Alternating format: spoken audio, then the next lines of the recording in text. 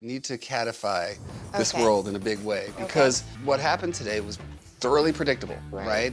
They're eye to eye, which is already a little bit offensive to the cat. We give Stella some vertical space here.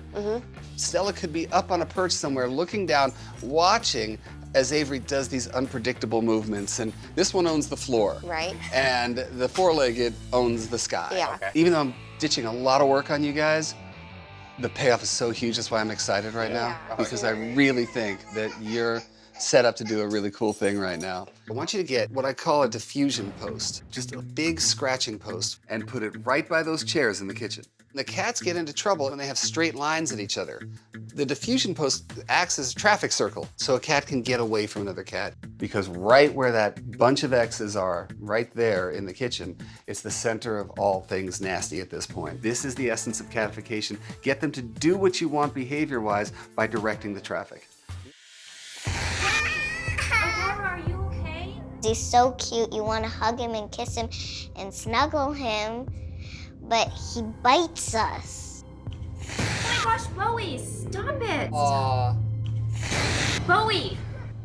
Poor thing. You keep getting beat up. I mean, I feel like I've got a pretty good grip on what's going on here, and it's definitely not a holy terror named Bowie. I think he's just a really over-anxious teenager, and he needs to get some of his energy out. My gut is that we're not dealing with a crazy, unhinged cat. We're dealing with a kitten. What he's doing with the kids, those are his siblings right now. He goes to them. Everything that I'm seeing is all play. Cats are energetic balloons. The energy that goes in them during the day has got to find a way out. I mean, not so much differently from kids. Energy in means energy has to come out. I also want you to get a scratching post. He needs something that is bigger. You want him to be able to reach all the way up, grab and pull down. Also think up here. Okay? It could be as simple as a $5 shelf that you put up. Now he can jump from here to here, from here into that windowsill. I want him to be able to look out the windows. I want to get into routines. If you get up in the morning and you invest literally 10 minutes in playing with him, he won't be doing that stuff. Cats just need routine in a big bad way. Cats derive a feeling of safety from the concept of hunt, catch, kill, eat. So I want you to run around with him, get that motor going. If we can start guiding him to safe spots that are above your head, then he can actually surveil the area without the threat that he's gonna come unglued. When you get him a little worn out, boom, it's mealtime. This is your cat's favorite thing ever. Okay. So that's cool. Okay. I mean, I would, literally what I was doing was playing with her, then I'd put it in my back pocket and present my hands just like she would. And she's like, I don't want that, I want the toy. Okay. Realizing that with cats, they are built for speed and not distance. So when they play, it's like, go, go, go, go, go, go, go. So that's the boil. Then they're just gonna, this one is just gonna go, Okay. but she's only gonna do that for about a minute. That's the simmer. Then you're gonna go at it again. Every time you do it, she's gonna get more and more truly tired. And then at that point, you feed a meal. Done. Okay. Your cats, and this is all of them, not just Luke, are incredibly wonderful, what I call raw cats.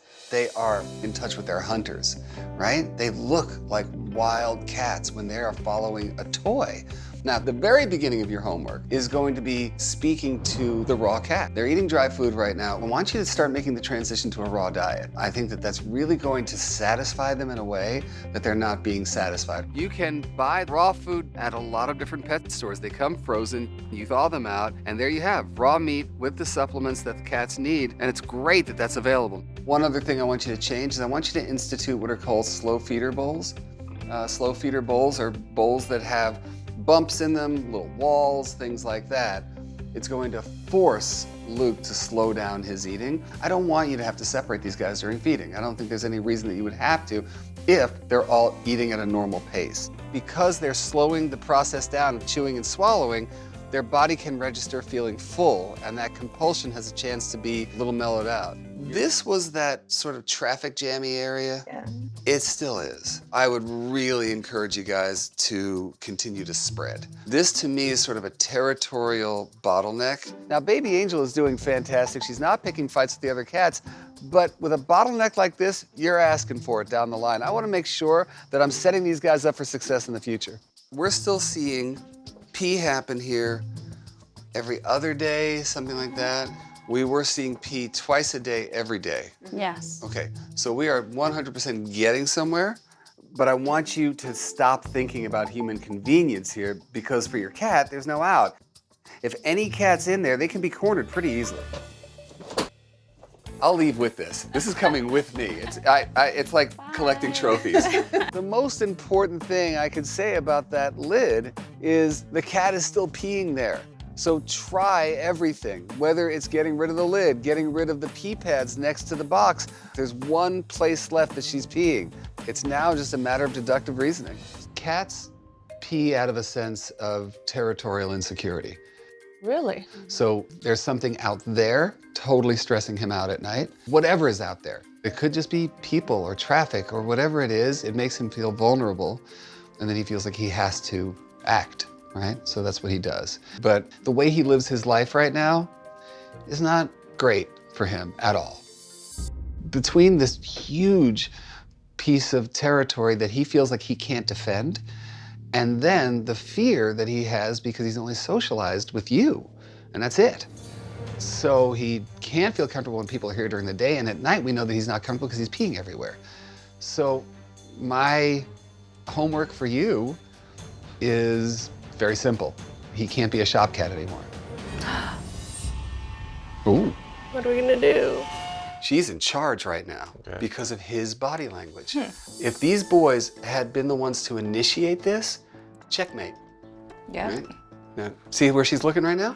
She's making sure it's not checkmate, it's check. Now, she's gonna jump. You wanna come this way? We're seeing the body language turn back into wallflower. I don't wanna trap her in here 1 minute longer than she has to be, so go ahead and let her out. Good kitty made her point.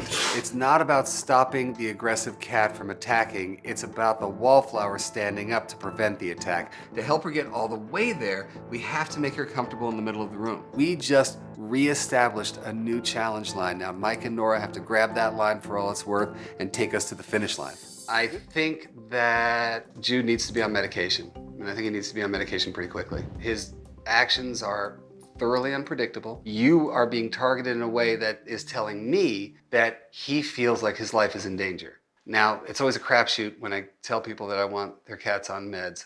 Well, the first vet we saw thought the same thing. They were like, well, we can try certain meds, but they may or may not work. After they don't work, most folks ends up putting the cat down, and that's of course when we got upset, and we're not gonna do that. Jordan particularly is resistant to the idea of Jude being on medication.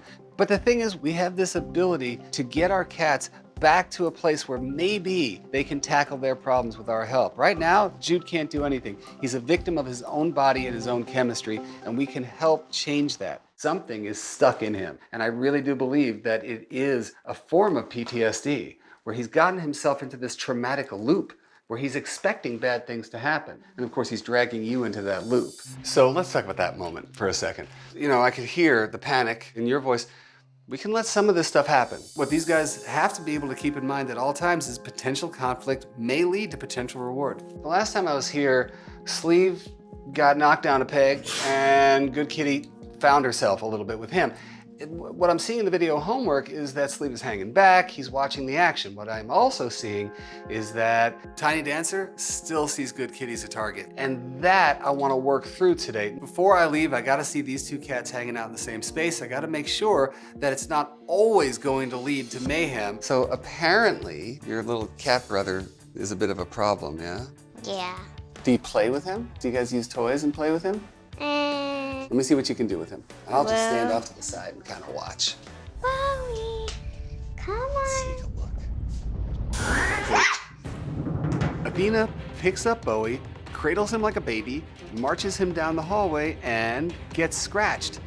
That's not random. That's not crazy cat behavior. That is just teenage cat math. The term declawing is so misleading. We're defingering, we're de-knuckling that cat. It's mutilation. You're maiming that cat for life. And it's something that changes the way a cat walks, functions, defends themselves. It alters their life. So if I didn't show up today, I'd probably get him declawed, yeah.